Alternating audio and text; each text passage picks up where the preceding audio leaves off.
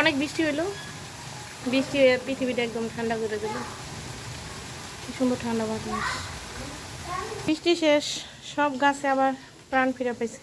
দেখো একটা ভালো জাতের ড্রাগনের দানা লাগাইছিলাম, আর কি সুন্দর ড্রাগন চারা হয়েছে। মাশাআল্লাহ মাশাআল্লাহ। ড্রাগন দানা থেকে ড্রাগন চারা হয়, বুঝছো?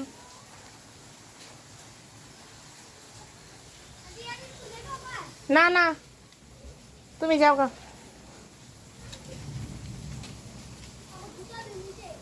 পরে নি মনে।